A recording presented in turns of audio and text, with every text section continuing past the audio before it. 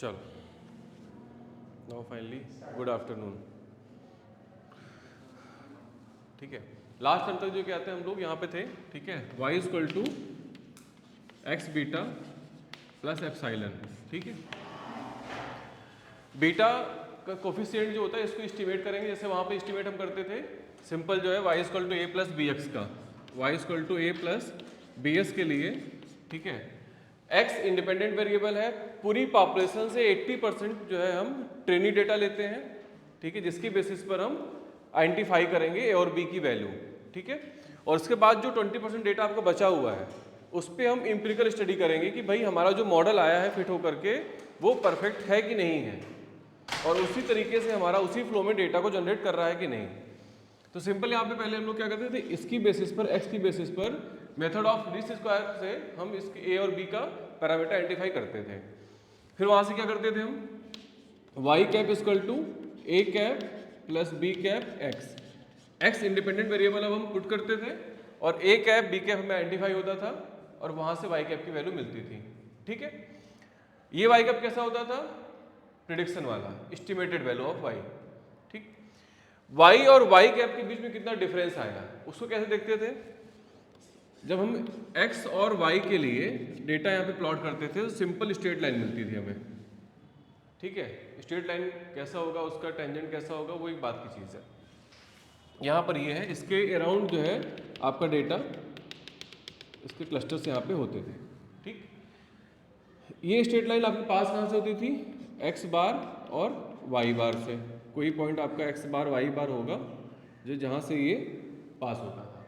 ठीक है, ये जितने आपके पॉइंट हैं इनका जो है डायरेक्ट परपेंडिकुलर डिस्टेंस, ठीक है, स्ट्रेट लाइन के साथ में, ठीक, वो क्या होता है आपका residual. y equal to a plus b x में अगर इसको हम लिखें y minus a minus b x this equal to 0। ठीक है, ये आपका एरर टर्म डिफाइन करता था। ठीक है, जिसको आप यहाँ 0 लिख रहे हो, अब यहाँ 0 न लिख करके इसको हम क्या लिखेंगे, ये इसका डिफरेंस है जो एरर का। ठीक, sum of deviation with respect to mean वो क्या होता है आपका 0 होता है, बट उसका जब आप स्क्वायर लेते हो तो वो मिनिमम होता है अलोंग मीन, है ना, जिसकी बेसिस पर आपको वेरिएंस का फॉर्मूला आता है।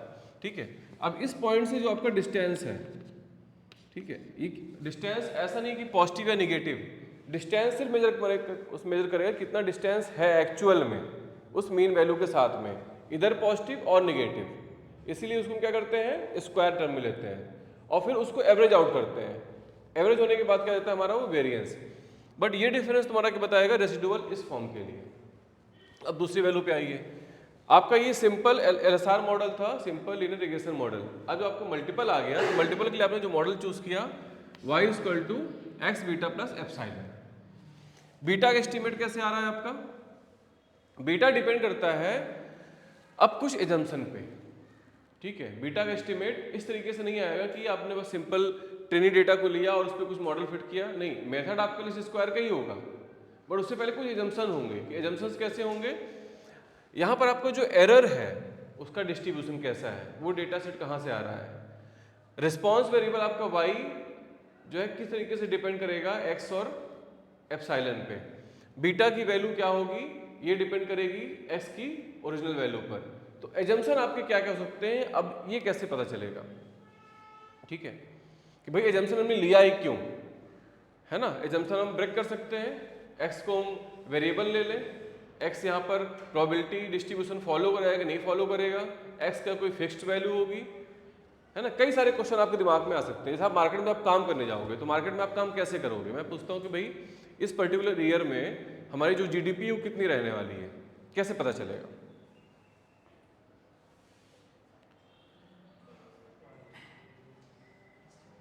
किसी फैक्टर्स पे डिपेंड करते होंगे जीडीपी, है ना, कुछ फैक्टर होंगे। अब उन फैक्टर को आप आइडेंटिफाई कैसे करोगे, अगर आपका डेटा सिंपल टाइम पे डिपेंड कर रहा है, सिंपल टाइम सीरीज डेटा है तो किस तरीके से चलेगा, अगर डेटा आपका क्रॉस सेक्शनल है तो किस तरीके से चलेगा, ठीक है, और अगर आपका डेटा पैनल है तो कैसे चलेगा, कैसा होगा, सिंपल टाइम सीरीज डेटा कैसा होता है, क्रॉस सेक्शनल डेटा ये तो बताया हुआ है, बताया हुआ है, समझाया भी हुआ है। देखो अगर उन चीजों को हम आइडेंटिफाई नहीं करेंगे तो क्लियर नहीं होगा ना।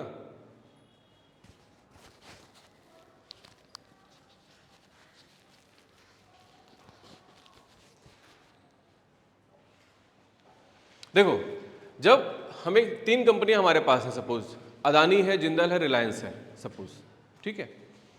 हम किसी एक कंपनी का ओवर द ईयर प्रोडक्शन अगर चेक कर दें, है ना, सपोज रिलायंस, अदानी, अंबानी जो भी है, वॉट एवर, हम किसी का नाम XYZ में लेते हैं, हम XYZ, ये 3 आपके पास 3 कंपनियां हैं, 3 कंपनीज हैं। अगर सिर्फ आप X की प्रोडक्शन को आप आइडेंटिफाई करो ओवर द ईयर, सिंगल एक वेरिएबल, ठीक है, तो वो डेटा कैसा है, सिंपल टाइम सीरीज डेटा, कि टाइम के अलोंग किसी एक वेरिएबल का नेचर कैसा है, ठीक। आपने इसको टाइम के साथ चेक किया तो ये आपका simple time series. X, Y और Z, ठीक है, इन तीनों का कंबाइंड प्रोडक्शन किसी पर्टिकुलर ईयर में कितना है, तो हो गया क्रॉस सेक्शनल, गुड, ठीक है। मतलब इनका तीनों का किसी एक टाइम T1 पर जो प्रोडक्शन है वो कैसा हो गया, क्रॉस सेक्शनल। और इन तीनों का एक साथ ओवर द ईयर, ठीक है, जो प्रोडक्शन होगा वो कैसा हो जाएगा, पैनल डेटा, ठीक है। अब किसी पर्टिकुलर ईयर में जो y की वैल्यू है, रिस्पांस वेरिएबल की वैल्यू है, वो एक तरीके से क्रॉस सेक्शनल डेटा ही है।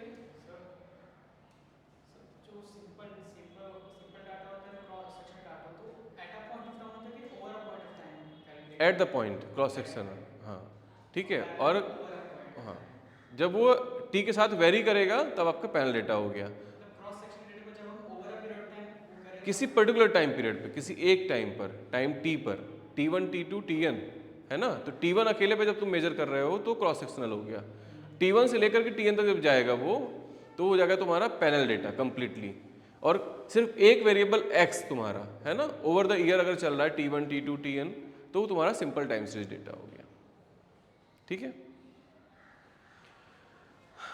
अब आता है कि भाई कब कब ये काम करते हैं।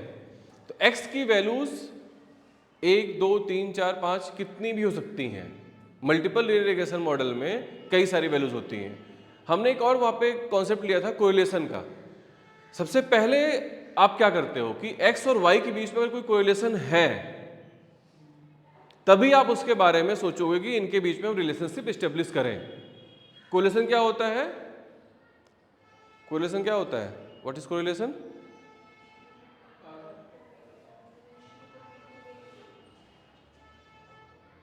What is correlation? Extent of relationship between two variable, ठीक है, सिंपल कोरिलेशन ये होता है। And when we are going to establish the relationship between these two, then this is regression, ठीक है। दो वेरिएबल के बीच में जो रिलेशनशिप है वो सिंपल कोरिलेशन है। और अगर आप ये चाहते हो कि इनके बीच में जो रिलेशनशिप है वो कैसा है तो उसको एस्टेब्लिश करो, तब वो होगा रिग्रेशन। और वो कुछ पैरामीटर पे डिपेंड करेगा, मीन्स सिंपल x और y के बीच में जो रिलेशनशिप था वो आपका कोरिलेशन था। आपने एक रिलेशनशिप एस्टेब्लिश किया, ठीक है, y equal to a plus b x. अभी डिपेंड करेगा कि a और b की वैल्यू क्या आएंगी आफ्टर कैलकुलेशन। हो सकता है कि a 0 हो, b 0 हो, कोई रिलेशनशिप ना हो उसमें, b की वैल्यू अगर 0 हो गई तो y equal to a simple एक वैल्यू आएगी, ठीक है। डिजेनरेट फंक्शन हो गया आपका कि किसी पर्टिकुलर पॉइंट पे ही वैल्यू वो एग्जिस्ट करे, आप कुछ भी x की वैल्यू दो, y की वैल्यू यही रहेगी, तो मीनिंग कोई रिलेशनशिप नहीं है। समटाइम्स रिलेशनशिप होता है बट उसकी कोई मीनिंग नहीं होती है, ठीक है, नॉनसेंस रिलेशनशिप या स्प्यूरियस रिलेशनशिप, ठीक है। रिग्रेशन भी आपका कैसा होता है, स्प्यूरियस हो सकता है कि भाई आप जो निकाल रहे हो उसको कोई मीनिंग नहीं है ना। उसी की बेसिस पर हमने लास्ट टाइम भी डिस्कस किया था capital R square small r square, ध्यान होगा अगर। कैपिटल R स्क्वायर आपका क्या था, कोफिशिएंट ऑफ डिटर्मिनेशन, है ना, कि x आपका कितना स्ट्रॉन्ग वे में y को इंटरप्रेट कर रहा है, ठीक है, कैसे एसोसिएटेड है। एनीवे वन बाय वन देखते हैं। यहाँ पे एक है की performance indicator KPI of organization में be simultaneously associated with the many factors. किसी भी ऑर्गेनाइजेशन का जो इंडिकेटर है, कोई भी मान लो इंडिकेटर है, आप RBI की बात करो, है ना, या गवर्नमेंट की बात करो। गवर्नमेंट का अगर सिर्फ भाई आप कहो कि भाई एडमिनिस्ट्रेटिव पावर अच्छी है, है ना, तो उस पर काम नहीं चलेगा ना। एडमिनिस्ट्रेटिव, सोशियो इकोनॉमिक, है ना, एक्सपोर्ट इम्पोर्ट, सारा ही अगर आपका बेहतर है, सारे फैक्टर आपके अगर सही हैं, तो आप कहोगे कि हाँ सब कुछ ठीक है, और उसका आप एवरेज रिलेशनशिप एस्टेब्लिश करते हो। उस फेज में क्या होगा, आपका गवर्नमेंट का नेचर कैसा है, एक तरीके से आपका रिस्पॉन्स वेरिएबल हो गया, और जिस फैक्टर पे वो काम कर रहा है इंडिपेंडेंटली, जिसका जॉइंट इफेक्ट आ रहा है, ठीक है, वो आपका कैसा हो गया, इंडिपेंडेंट वेरिएबल, और उसका इफेक्ट आएगा वाई के ऊपर। ठीक है, अब एजम्पशन में देखेंगे एजम्पशन में होता क्या क्या चीजें हैं, रिलेशनशिप कैसे चलेगा। ठीक है, in such a cases we establish the existence of relationship between a dependent variable and several independent variable more than one. ठीक है, multiple regression model is a statistical model that establish existence of a linear relationship association between a dependent variable and several independent variable, जो कि बता चुके हैं पहले ही, एक सिर्फ नोशन है उसका जानने के लिए। ठीक है, अब देखिए सिंपल, यहां पर y नहीं है, y i है ये। ठीक है, मतलब y की वैल्यूज भी जो है रन कर रही हैं अलॉन्ग विद टाइम हो या अलग अलग टाइम फैक्टर पे किसी और वेरिएबल पे हो। Beta not plus beta one x1 i plus beta two x2 i, ठीक है, plus beta n xn i, इस तरीके से बीटा के xk i plus epsilon i। ठीक, अब यहाँ पे एक कॉन्सेप्ट और है, छोटी सी कॉन्सेप्ट है बट आपको जानना चाहिए, एप्सिलॉन i का डिस्ट्रीब्यूशन कैसा होगा। इन जनरल एप्सिलॉन i को हम नॉर्मल डिस्ट्रीब्यूशन से एसोसिएटेड लेके चलते हैं कि एरर आपका वो नॉर्मली डिस्ट्रीब्यूटेड है इन जनरल। ठीक है, स्पेसिफिकली हम जब बाद में जाएंगे तो हम उसमें गामा, इनवर्स गामा या कुछ और का स्क्वायर वट एवर लेंगे, वो सिचुएशन होगी अलग की। बट जनरली जब हम कोई काम करते हैं तो हम ये मान के चलते हैं, समझो ऐसा कि जो सिचुएशन आपके सराउंडिंग की है वो एक होमोजीनियस टाइप की है। ठीक है, जहाँ पर सब कुछ बहुत स्मूथ है, सारी कंडीशन आपकी नॉर्मल है। ठीक है, जहाँ पे आपका मीन मीडियन मोड एक साथ काम कर रहा है, नॉर्मल सिचुएशन में है, तो एप्सिलॉन जनरली आपका जो फॉलो करता है वो नॉर्मल, जीरो, सिग्मा स्क्वायर, तो ये स्टैंडर्ड नॉर्मल हो गया।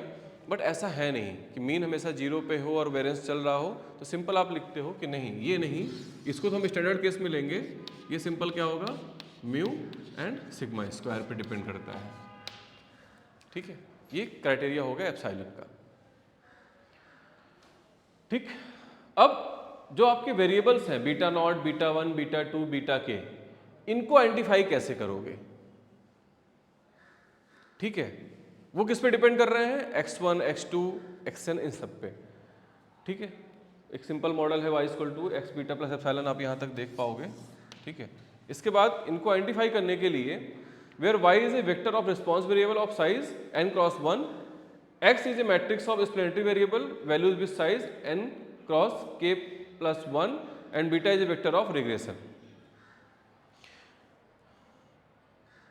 ठीक है, अच्छा ये देखिए, element of matrix representation of multiple regression model में है कैसा, ये y की value y1, y2, yn, x की वैल्यू फर्स्ट कॉलम जैसे आपने लिया था स्टार्टिंग में जो आपका इंटरसेप्ट टर्म था, यहाँ पे अपने इक्वेशन को थोड़ा सा सुटेबल बनाने के लिए, काम करने के लिए पहली वैल्यूज आपकी जो होती हैं उनको आप कॉलम वेक्टर ले लेते हो और विद 1 सिंगल कॉलम का।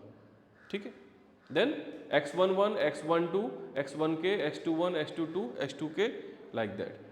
बीटा की value beta not plus beta one two beta K, epsilon की value epsilon 1, epsilon 2, epsilon n, जितनी टाइम्स वो आएगा उतनी उसके एरर के कंपोनेंट्स होंगे। ठीक है, the regression coefficient beta 1, beta 2, beta k are called partial regression coefficient since the relationship between an explanatory variable and the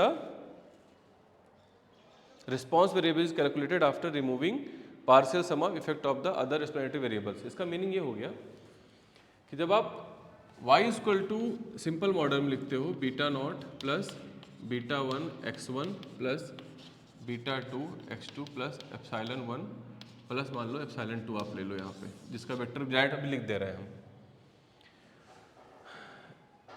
x1 और x2 का ज्वाइंट इफेक्ट जब आ रहा है y के साथ, तब तो आप ये देख पा रहे हो कि भाई ग्रोथ क्लास में मान लो है, क्लास में 2 बच्चे हैं, 3 बच्चे हैं, मैंने कोई पेपर दिया, देखा कि आपने 50 में 45 करके बैठे हो, दोनों का एवरेज मार्क्स लगभग सेम है।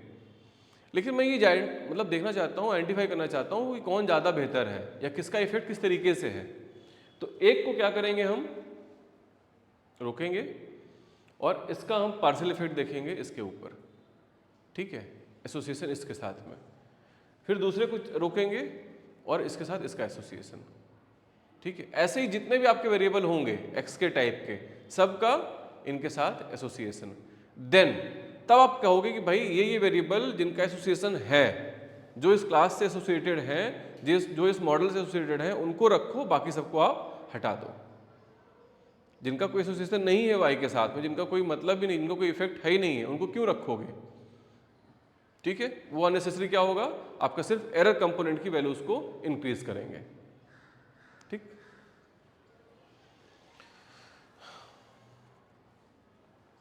ठीक है, अच्छा, अब आता है कि भाई जैसे आपने y equal to a plus b x में आइडेंटिफाई किया था, सेम वे में y equal to x beta plus epsilon के लिए भी जो मेथड होगा बीटा का आइडेंटिफिकेशन का, वो क्या है,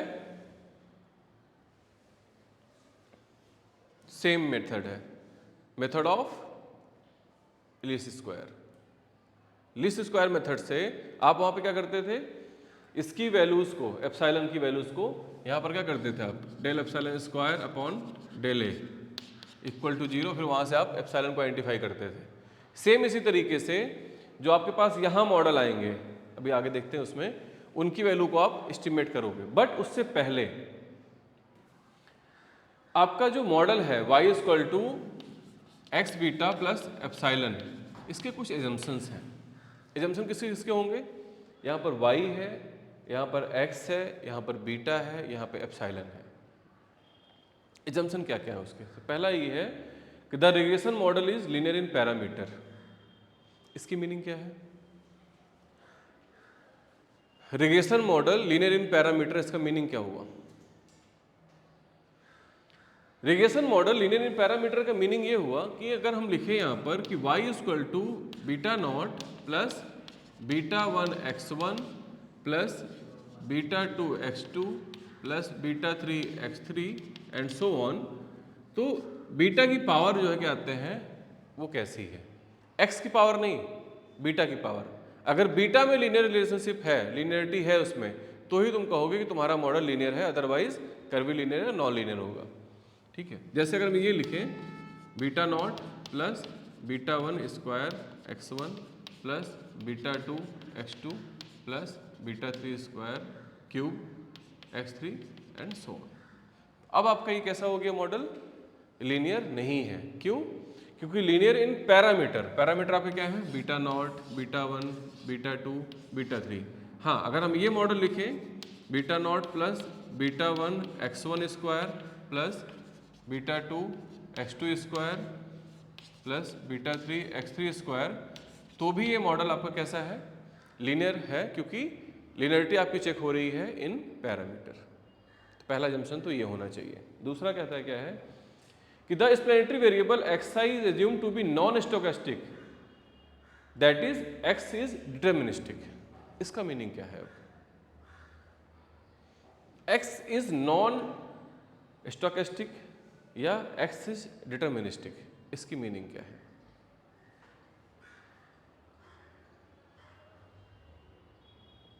बाउंस हो रहा है।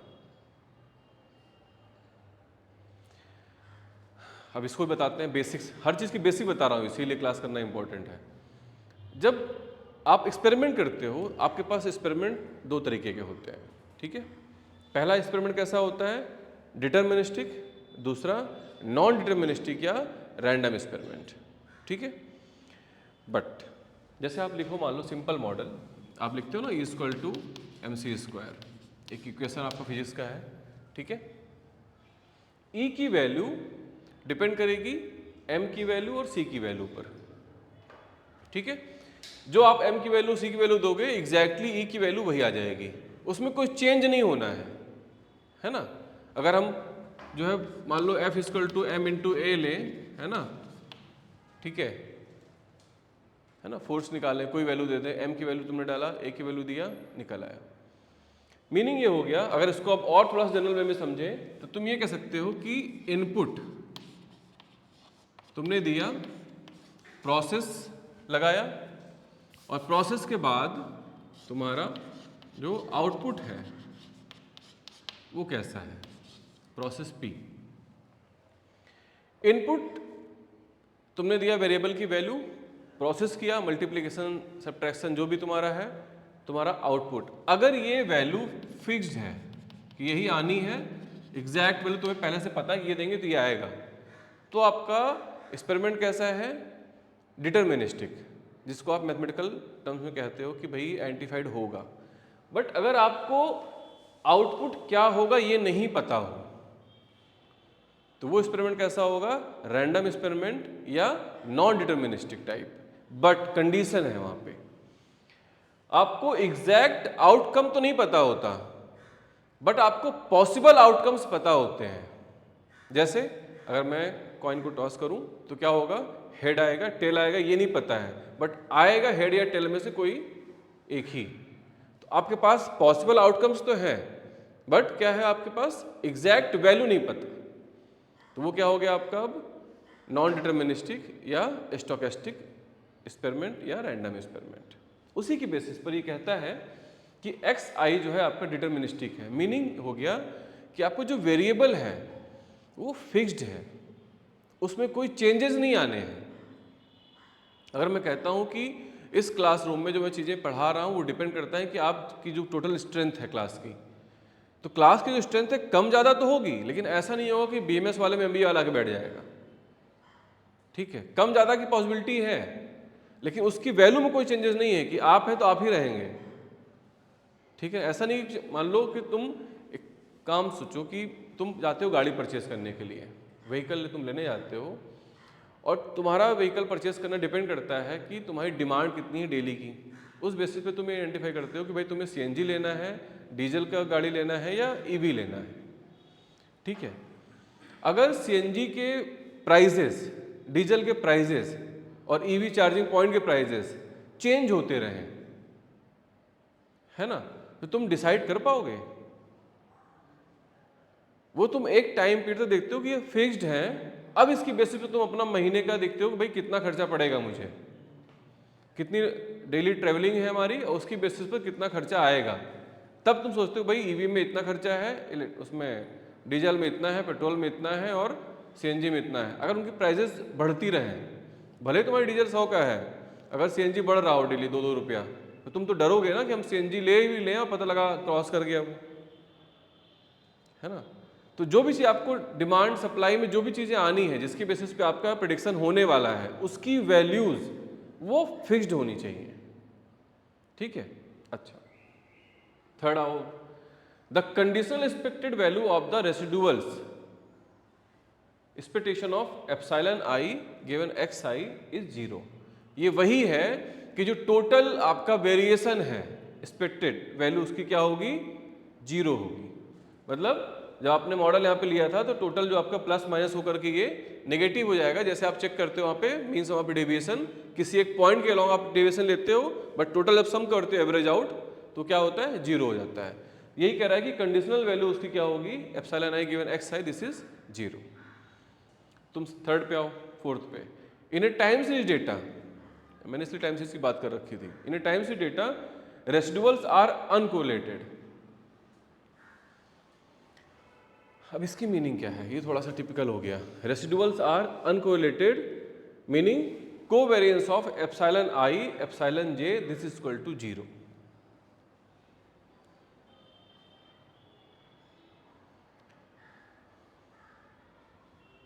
एक पर्टिकुलर टाइम पर जिस भी फैक्टर की वजह से वेरिएशन आ रहा है, सेम फैक्टर की वजह से सेकेंड टाइम वेरिएशन नहीं आना चाहिए। ठीक है, अगर उसी तरीके से वेरिएशन आएगा तो मतलब उसमें भी कोई रिलेशनशिप डेवलप होने लगेगा कि जो फैक्टर आज यहाँ पे काम कर रहा था वही फैक्टर कल भी इन्फ्लुएंस कर रहा है, तो क्या हो जाएगा? एक बायसनेस आ जाएगी, है ना, और हम उस चीज़ को नहीं चाहते। तो कहता है कि भाई covariance of epsilon I epsilon J ये आपका 0 होना चाहिए। ठीक है, the residuals epsilon I follows a normal distribution. ये देखो यहाँ पे सीधे से लिख रहा है जो बता चुके हैं कि भाई ये तुम्हारा एप्सिलॉन आई फॉलो करता है नॉर्मल डिस्ट्रीब्यूशन। ठीक, ये कंडीशन तुम्हारी नॉर्मल है, उसके लॉन्ग नॉर्मल डिस्ट्रीब्यूशन फॉलो करेगा। अब एक इसी से रिलेटेड बहुत कॉन्सेप्चुअल और बहुत अच्छी एक कॉन्सेप्ट है, जो बता दूं मैं, इसमें लिखा है कि नहीं पता मुझे, कि y का जो डिस्ट्रीब्यूशन है वो कैसा होगा। अगर कोई आपसे पूछे कि y equal to x beta plus epsilon में एप्साइलन फॉलो कर रहा है नॉर्मल म्यू सिग्मा स्क्वायर, तो y का डिस्ट्रीब्यूशन क्या होगा?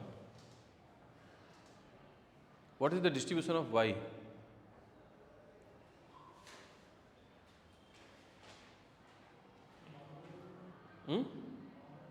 नॉर्मल होगा। क्यों होगा नॉर्मल? चलो मान लिया नॉर्मल होगा, लेकिन क्यों नॉर्मल होगा?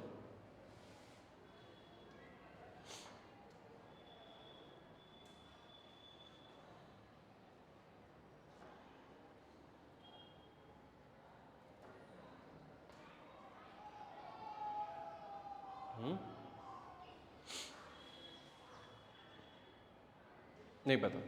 देखिए सिंपल सा है कि यहाँ पर y है, x है, बीटा है, एप्साइलन है, ठीक है। बीटा क्या है आपका? पैरामीटर है, कांस्टेंट है। एप्साइलन फॉलो कर रहा है नॉर्मल, ठीक है।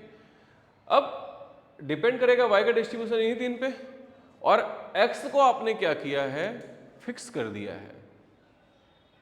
अब x का कोई डिस्ट्रीब्यूशन नहीं है, वो फिक्स्ड वैल्यू है, वो डिटर्मिनिस्टिक है, नॉन डिटर्मिनिस्टिक नहीं है, नॉन स्टोकेस्टिक है, स्टोकेस्टिक नहीं है।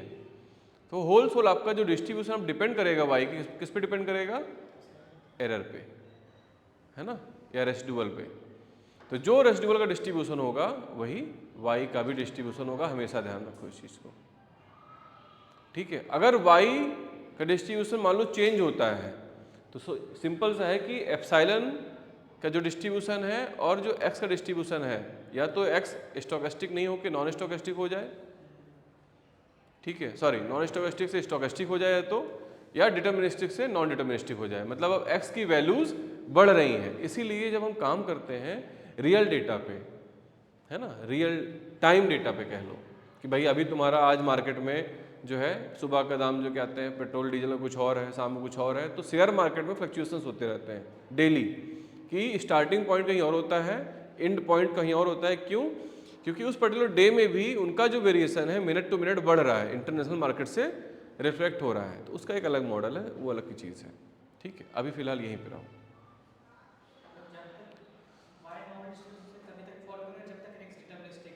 हाँ,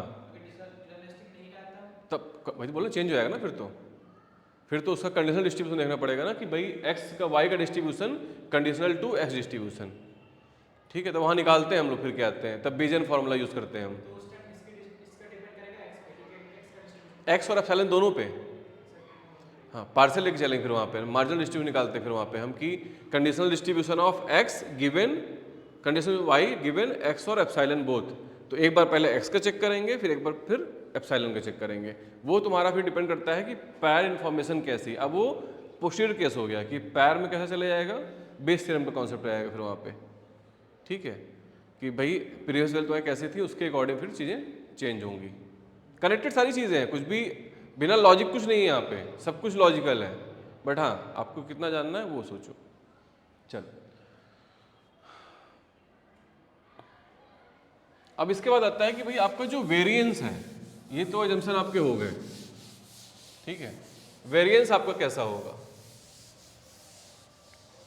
वेरिएंस आपका किस तरीके का होना है ये सोचो। वेरिएंस किसका होगा? एक्स का, ठीक है। एक्स का वेरिएंस कैसा होगा?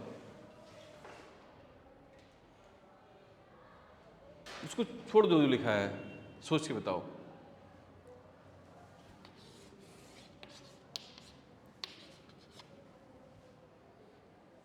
मैं कनेक्ट कर रहा हूं तो मैं इसलिए वन बाय वन कनेक्ट रहा हूं चीजें कि एक्स का वेरिएंस कैसा होगा इस मॉडल के लिए।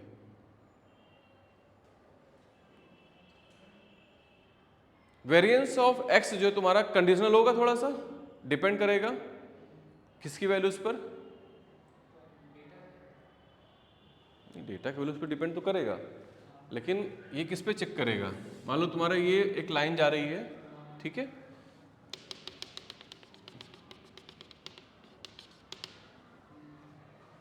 ये वैल्यू यहाँ से, ठीक है, फिक्स अमाउंट में ये वेरी कर रही हैं। अगर फिक्स अमाउंट में ये वेरी कर रही हैं और इस्टेब्लिश्ड हैं कि इनके बीच का जो डिस्टेंस है, ठीक है ना, वो फिक्स्ड है, उसमें कोई चेंजेस नहीं हो रहे हैं, ठीक है ना, तब कैसा होगा तुम्हारा वेरिएंस? होमोसिडेस्टिक होगा, मतलब होमोजीनियस टाइप का है, ठीक है, जहां पर वैल्यूज तुम्हारी फिक्स्ड हैं, कुछ फ्लक्चुएट नहीं कर रही हैं। और अगर वैल्यू फिक्स्ड ना होकर कुछ फ्लक्चुएट करें तो कैसा होगा? उसमें देखने में कैसा आएगा? वो जो तुम्हारा सिंपल तरीके से था अब कुछ ऐसा आ जाएगा,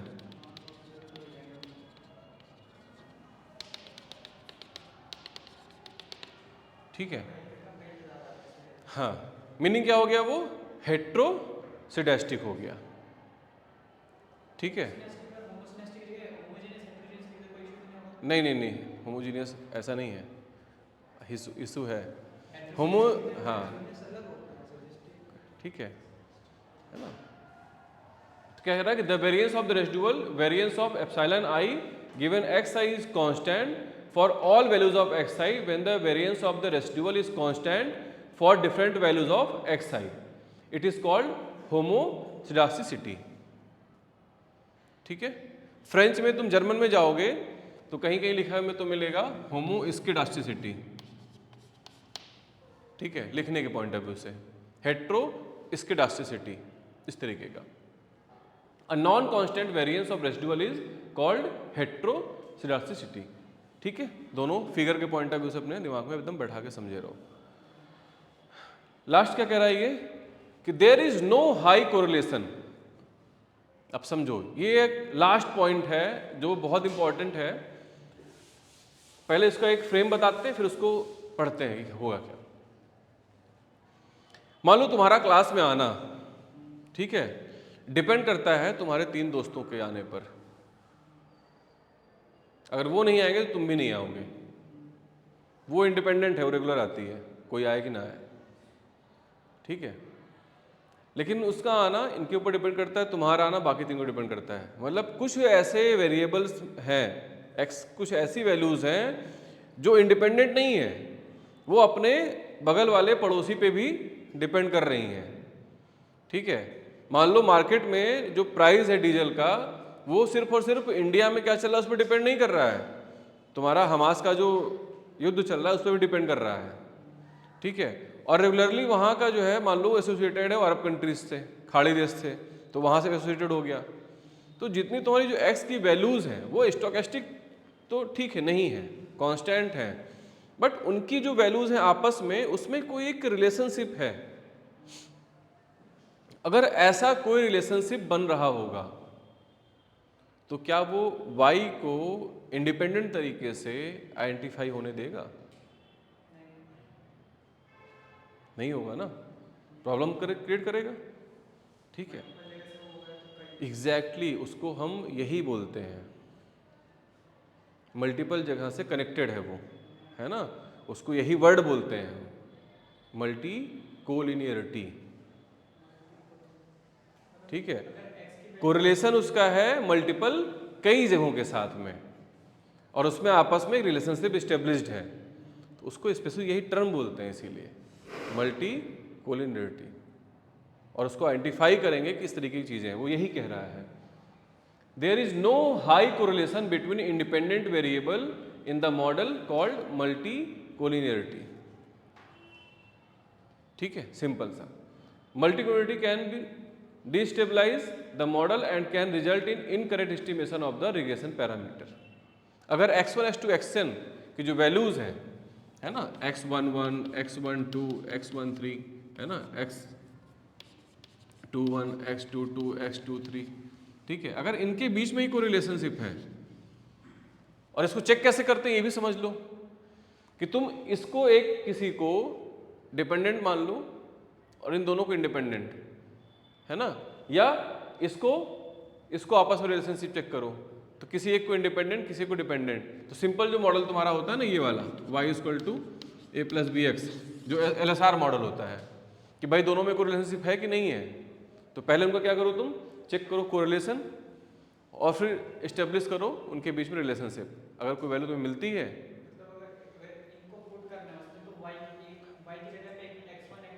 हाँ मतलब तुम जैसे ही तुम्हारा y हो गया तो तुम इसको ले लो इन दोनों में किसी एक वैल्यू को, ठीक है, और उस पर चेक कर लो, है ना भाई। सिंपल तुम्हारा मॉडल जो ये है y equal to beta not plus beta 1 x1 plus beta 2 x2, तुम इसमें y को भूल जाओ। अब तुम देखो इनमें दोनों में कोई रिलेशनशिप है कि नहीं है, इनका चेक करो कोरिलेशन, और फिर इन दोनों में आपस में किसी एक को y मान लो, किसी एक को x मान लो, ठीक है, और फिर एस्टेब्लिश करो रिलेशनशिप। तो वहां से तो मिल जाएगा कि भाई किस लेवल का इनके बीच में रिलेशनशिप है, क्या एक दूसरे वैल्यू से एसोसिएटेड है, तो मिलेगी तो दिखेगा। इंडिपेंडेंट होंगी तो कोरिलेशन 0 होगा उनका, ठीक है।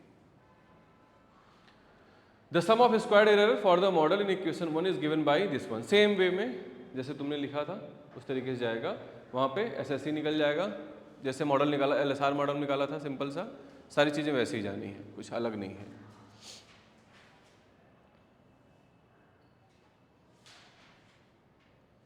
ठीक है, एसएससी का बीटा नॉट के रिस्पेक्ट में सेम वही जो एक दो मॉडल के लिए किया था, यहाँ पे n वैल्यूज के लिए हो जाएंगी कि y i minus beta not plus beta 1 x1 i beta 2 x2 i plus beta k x के आई, ठीक है। बीटा 1 के रिस्पेक्ट में किया, बीटा के रिस्पेक्ट में किया, तो वहाँ से तुम्हें सबकी अलग अलग वैल्यूज फाइंड आउट हो जाएंगी। सेम जो किया था एलएसआर मॉडल में, सेम उसी लाइन पे, ठीक है। हाँ, पार्शियल डिफरेंस, बस कुछ नहीं करना है ना। इक्वल टू 0 पुट करोगे तो वहाँ से तुम्हारे पास नॉर्मल इक्वेशन आइडेंटिफाई हो जाएंगे, और उनके बेसिस पे तुम्हें क्या मिलेगा फिर x1 x2 xn के लिए एक मैट्रिक्स, और वहाँ से तुम्हें बीटा का जो कंपोनेंट है उसकी एस्टिमेटेड वैल्यू जिसको तुम स्मॉल b से डिपेंड करोगे, है ना, उस तरीके से निकलेंगी। अच्छा, to find the minimum SSC defined in equation 3 we set the system of equations defined in equation 4 to 6 to 0 equal to 0 put कर दिया, simple. Then simplifying the first order condition, ठीक है, इक्वल टू 0 पुट करने के बाद इनकी values को simplify किया, और वहाँ से तुम्हें क्या मिल जाएगा y1 y2 के टर्म में x1 x2 की वैल्यूज।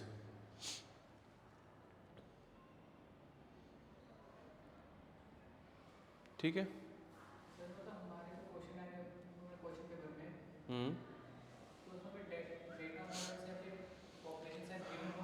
हाँ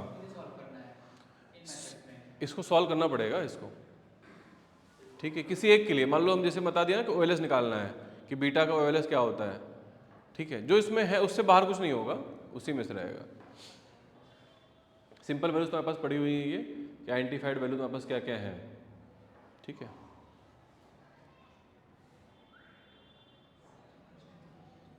इतना टफ नहीं होगा, मत परेशान हो। फाइनली तुम्हारा जो बीटा का एस्टिमेट आता है ना, इस बीटा के लिए जो एस्टिमेट आएगा b cap, this is x transpose x inverse x transpose Y,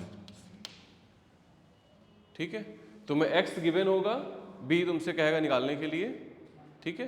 तो तुम क्या करोगे, सिंपल एक्स ट्रांसपोज निकालोगे, मल्टीप्लाइड बाई दिस एक्स, उसका इनवर्स निकालोगे, फिर मल्टीप्लाई एक्स ट्रांसपोज वाई से, तो वो क्या हो जाएगा तुम्हारा बीटा का estimate b. This is simple OLS,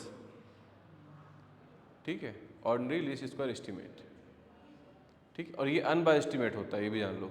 unbiased मतलब इसमें कोई बायसनेस नहीं है, उस सैंपल से जनरेट होकर वैसी वैल्यू आएंगी।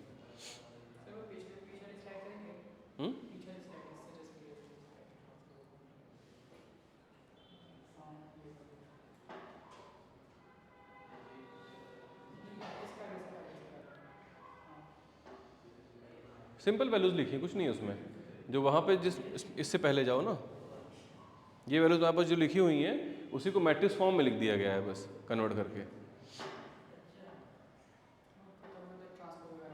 बस बस सिंपल मैट्रिक्स का ट्रांसफॉर्मेशन जब करना तुम्हें आ जाएगा ना, सिंपल निकालना उसका इनवर्स डिटर्मिनेंट्स, ये सारी चीज़ें नहीं अगर समझ में आता होगा बताना, एक दिन उसको पढ़ा देंगे नॉर्मल, इसकी बोर्ड की जरूरत नहीं है हाथ से, वैसे जो है ना, डिटर्मिनेंट्स मैट्रिक्स उसका इक्वेशन कैसे निकलता है, वो सारी चीज़ें।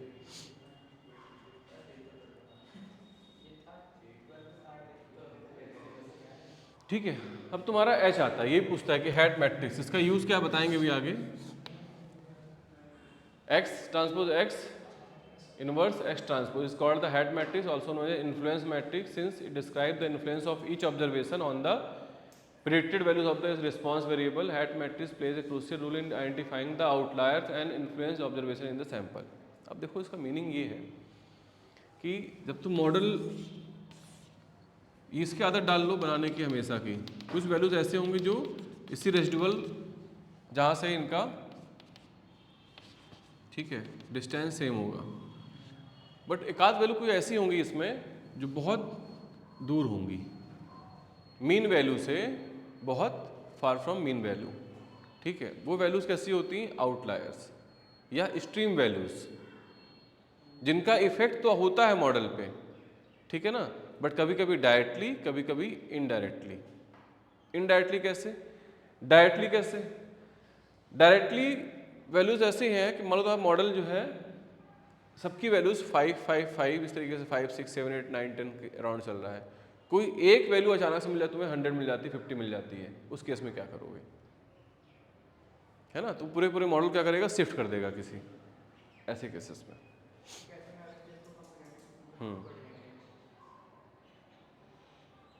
ठीक है, फ्यू एग्जांपल्स कौन कौन से हैं। The treatment cost of a cardiac patient may depend on the factor such as age, past medical history, body weight, blood pressure and so on. ऐसे तुम्हें डेटा बने होंगे, उस डेटा के बेसिस पे तुम्हें निकालना होगा। Salary of MBA student at the time of graduation may depend on factors such as their academic performance, prior work experience, communication skill and so on. Market share of a brand may be depend on factors such as price, promotion, expenses, competitors, price actors, मतलब so many factors जो भी उस particular time पर effect डाल रहा है। अब वो तुम अच्छा हाँ, कभी कभी ऐसा होता है इसमें जो सेकंड एग्जांपल दिया, salary of an MBA student, जैसे बोले वर्क एक्सपीरियंस, वो मान ली वो स्टैटिस्टिकल है, क्वांटिटेटिव मेजर है, कम्युनिकेशन स्किल्स क्वांटिटेटिव मेजर कहाँ से है? डिपेंड कर रहा है कि कम्युनिकेशन का बनाएंगे ना, वो कहते हैं पैरामीटर, आउट ऑफ 10 हम मान लो तुम बात कर रहे हो हमसे, उसमें हम क्या करेंगे, लिखेंगे कि 10 में इसको इतना मार्क्स दिया गया, तो कन्वर्ट हो जाएगा ना वो। तो देखो ये डिपेंड करता है कि वेरिएबल किन किन वेरिएबल पे तुम चीज़ों को रखना चाहते हो, है ना, कौन कौन सा वेरिएबल आइडेंटिफाइड है। मान लो तो आपके पास नंबर ऑफ टोटल वेरिएबल 10 है, जिसमें से रोल सिर्फ किसी 5-6 का है, 4 फालतू के हैं, तो उसको हटा भी देना है। ठीक है, बट क्वांटिटेटिव से क्वालिटेटिव में कन्वर्ट करना और क्वालिटेटिव से क्वांटिटेटिव में कन्वर्ट करना, ये भी तुम्हें आना चाहिए डेटा को, क्योंकि हम कभी कभी क्या करेंगे, एस नो के फॉर्म में रिजल्ट को लेंगे, तो एस नो के फॉर्म में कैसा आएगा फिर हमारा, उसको तुम बाइनरी नंबर में चेंज कर लोगे, 0-1 के फॉर्म में तुम कोडिंग कर दोगे। और सबसे खास बात क्या होती है, एक्चुअली तुम इस चीज़ को भूल रहे हो कि जब तुम कोरिलेशन चेक करते हो तो कोरिलेशन के जो डेफिनेशन होती है उसमें एक बहुत क्लियर कट लिखा हुआ है कि कोरिलेशन जो होता है वो एक्स वाई वेरिएबल के बीच में नहीं होता है, वेरिएबल की जो ओरिजिनल यूनिट्स होती हैं उनके बीच में होता है, जो न्यूमेरिकल वैल्यूज हैं उनके बीच में होता है। तो हमेशा क्या हुआ तुम्हारे पास, जो न्यूमेरिकल वैल्यूज हैं अगर वो तुम्हारे पास अवेलेबल हैं तो उनके बीच में तुम कोरिलेशन चेक कर पाओगे। इसलिए हम कन्वर्ट करते हैं ना क्वालिटेटिव से क्वांटिटेटिव में, तो हमारे पास कुछ न्यूमेरिकल वैल्यू एक्सेस हो जाती हैं, देन तुम कन्वर्ट कर पाते हो। ठीक है, ये तुम्हारे कुछ स्टेप्स हैं जैसे तुम काम कर पाते हो। सबसे पहला है कि भाई तुम डेटा कलेक्ट करोगे, सिंपल एसआर में जैसे किया था। ठीक है, pre process the data. Step 3 perform descriptive analytics, मतलब उसका तुम ग्राफ खींचोगे, पाई चार्ट, बार डायग्राम, व्हाटएवर जो भी, लाइन चार्ट। ठीक है, स्टेप 4 में decide on the modelling strategy कि कैसा तुम रखोगे, ऑब्जेक्टिव तुम्हारा कैसा है उसके अकॉर्डिंग। स्टेप 5 में divide the data set into training and validation. ठीक है, अराउंड 80% डेटा तुम ट्रेनिंग का रखते हो, जिसकी बेसिस पे तुम पैरामीटर को आइडेंटिफाई करते हो, बीटा की वैल्यूज़ को, ए कैप बी कैप की वैल्यू आइडेंटिफाई करते हो, और जो तुम्हारी वैल्यू आती है निकल के फिर तुम उस पर एम्पिरिकल स्टडी करते हो और ये देखते हो कि भाई जो तुमने वैल्यू आइडेंटिफाई की है क्या वो सही है, सही वे में तुम्हारा मॉडल काम कर रहा है। तो उसके लिए जो बचे हो तुम्हारे पास 20 डेटा हैं, तुम काम करते हो उस पर। ठीक है, अगर ये चीज़ समझ में ना आई हो तो बताएं वापस डिटेल में इसको। हम समझ में आया क्या कह रहा है ये? ट्रेनिंग डेटा और वैलिडेशन दोनों में क्या डिफरेंस है? क्या बताओ? ट्रेनिंग डेटा और वैलिडेशन में डिफरेंस क्या है?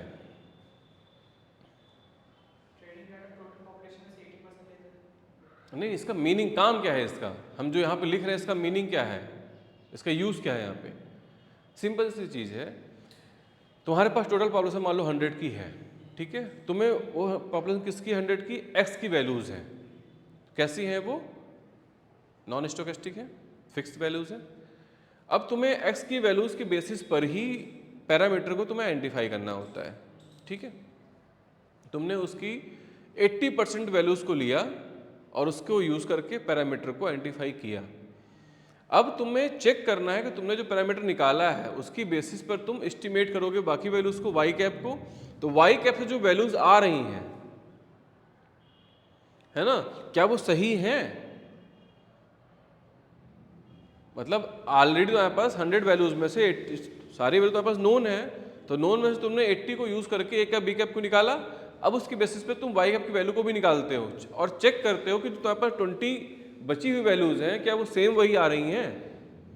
जैसे मान लो एक सिंपल सा, मैं कहता हूँ कि भाई 2001 में मान लो मैंने एक मॉडल फिट किया और बताया कि 1 से लेकर के 20 तक की पॉपुलेशन ये होगी, है ना, इस मॉडल से ये होनी चाहिए। तो हम क्या करेंगे, 10 तक की पॉपुलेशन के बेसिस पर मॉडल के पैरामीटर को फिट करेंगे और देन 11 की वैल्यू को देखेंगे क्या हमने जो मॉडल से वैल्यू चेक किया है वो सही आ रहा है। तो जब हमारे पास डेटा बचा हुआ रहेगा तो ही हम कर पाएंगे ना। तो वो हो गया क्रॉस वैलिडेशन, जो आपके पास आइडेंटिफाई पहले से है। और इसीलिए हम जब उस पर आइडेंटिफाई हो जाएगा कि ये वैल्यू सही है, तब हम क्या करेंगे, अब उस मॉडल को यूज़ करेंगे प्रेडिक्शन के लिए या फोरकास्टिंग के लिए। ठीक, कहाँ गायब हो गया?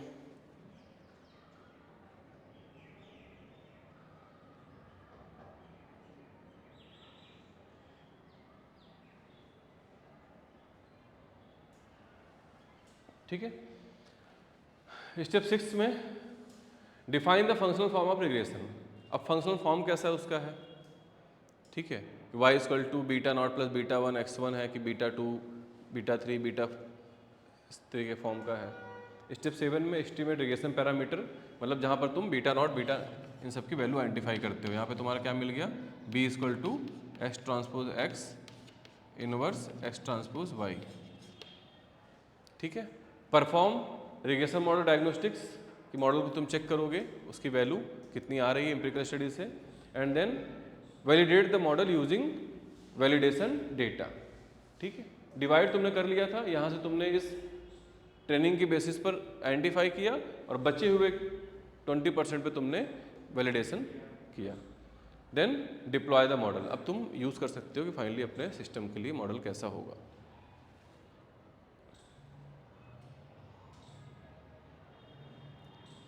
ये सब तो मान लो तुम पढ़ लेना बाद में।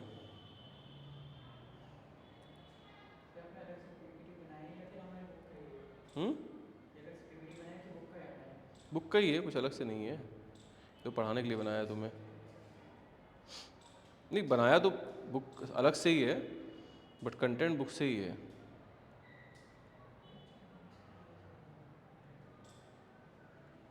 ये सब तो हो चुका है।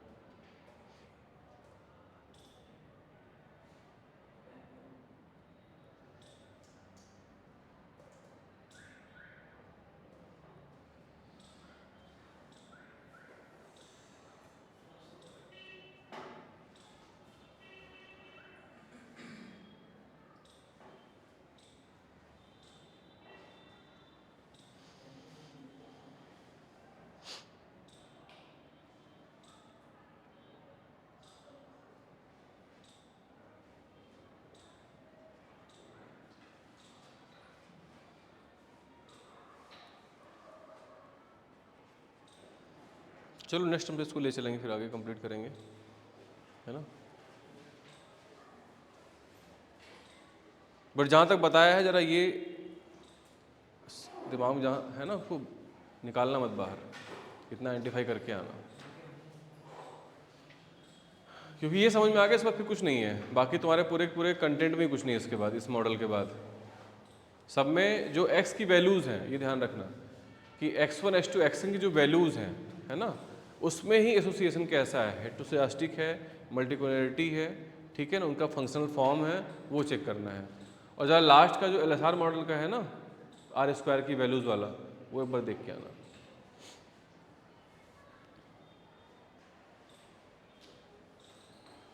चलो, हाँ, बुक तो ले भी लोगों का मतलब नहीं, बुक में बहुत कम लिखा है, तो लोग बुक दिलवाई नहीं है हमने। नोट्स हम तुम्हें ही दे देंगे PPT बाद में, ये वाली यहीं से पढ़ लेना सीधे।